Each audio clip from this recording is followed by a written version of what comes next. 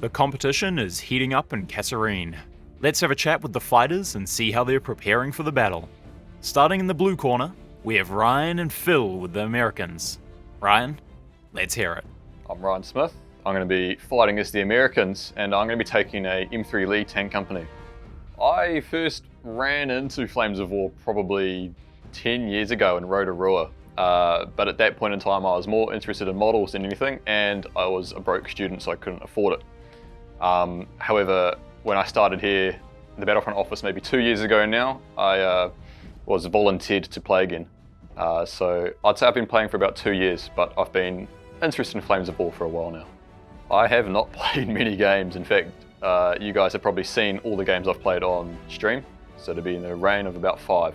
The M3 Lee tank company is an interesting one.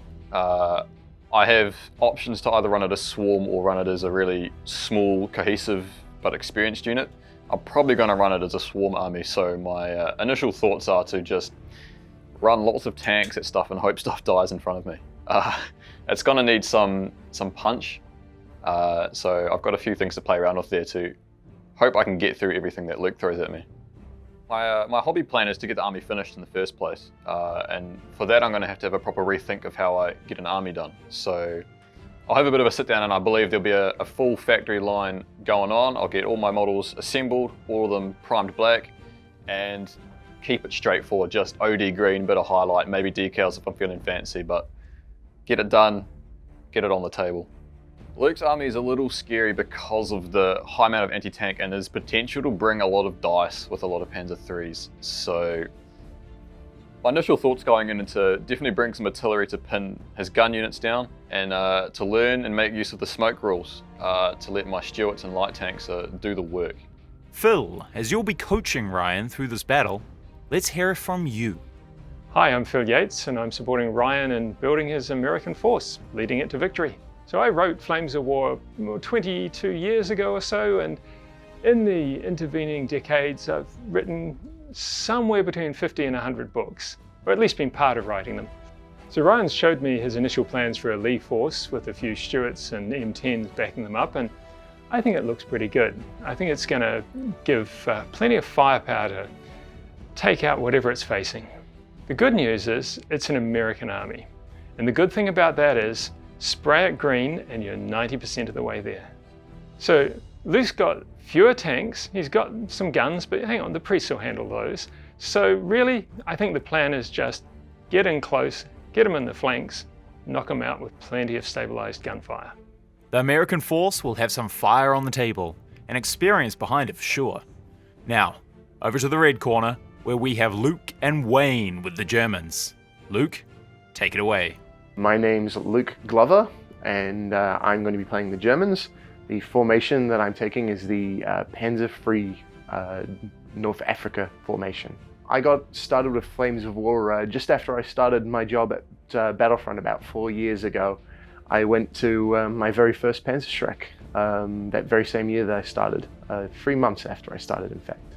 I've played upwards of about 15 plus games now. A chunk of those, about 4 or 5 would be live. It's Germans. It's very expensive, very elite. You've got a bunch of tools you can bring to the formation, and using those tools obviously leverage your way to victory. There's a lot of flexibility, but I don't get many things. The nice thing is I've got a lot of armor, so that would be factory formation painting. We've just recently gotten those new paint sets in for painting British and German armor, so I'd grab one of those and a utility, so I got all the Vallejo paints I need. I'd go to town with the Rattle Can Black and then start absolutely going to town on the German dry brush armor. I actually dry brush a lot of tanks, so it's nice and quick and easy, and it makes them look good.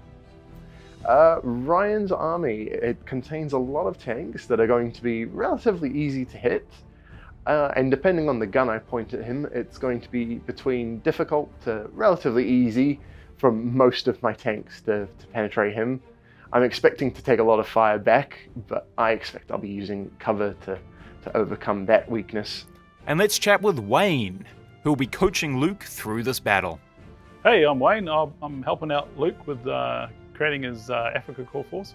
Well, I started I started probably about the same time as Phil, except in a totally different role. I was one of the play testers in Group Palmy, and then I was started working for the company after doing that for a couple of years. Did a bunch of different jobs, worked doing the website, worked as a factory manager. Eventually got started writing the books probably during second edition, I think, possibly second, early third, somewhere around there. Yeah.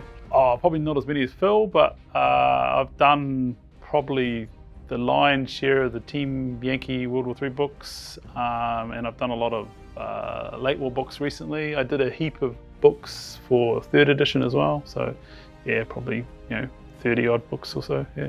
I mean, Panzer IIIs, there's not really much go wrong there really. You just choose lots of Panzer IIIs. He's also got the Panzer IVs as well with the short 75, so he's got kind of like inbuilt artillery in his army. Yeah. I just got to knuckle down and assemble it all and work it out. It's they're pretty easy to put together. So I mean, the trouble is the kit comes with lots of different options, so you've got to make sure you work out what type of tanks you're going to build before you actually start building them. Yeah, you've got lots of medium Lees, so they're reasonably well armoured.